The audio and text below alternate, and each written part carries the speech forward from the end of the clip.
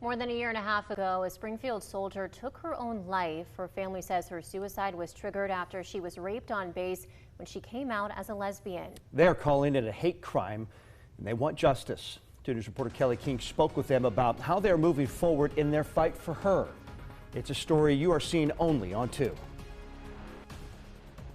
The Veteran Administration statistics confirm 22 veterans a day commit suicide. Kaylee Harris was one of them. I first brought you Kaylee's story in 2021 after her mother reached out to bring attention to Kaylee's case.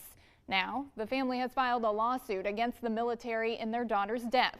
This time, I talked with Kaylee's father, who says someone needs to be held accountable. 21-year-old Kaylee Harris joined the Army to protect others, but her family says the military failed to protect her. A piece of us is gone that can't be replaced. Sean Harris wears his daughter's tags and ashes every day. Everybody's sad. I'm not sad, I'm angry. I don't have time to be sad. That anger driven by what happened to Kaylee. She was stationed at Joint Base Elmendorf-Richardson in Alaska after completing basic training in February 2020. Her family says she was raped on base in January of 2021 by a member of the Air Force after she came out as gay. In May of that year, she took her own life. And then you feel the shatter of your heart, just, so. They say the investigation into her assault and death was grossly mishandled. How can these people tell me that they didn't do anything wrong? If they didn't do anything wrong, there wouldn't be an issue. We wouldn't be sitting here. Kaylee's alleged attacker was never charged and transferred to Florida in 2022. Sean says they were supposed to have a meeting with the Army and the Air Force to discuss the findings of their investigations and why her suspected attacker wasn't being prosecuted. That meeting never happened. They just ghosted us, and then they wouldn't even respond to us anymore. All the evidence is gone. It was lost in transit.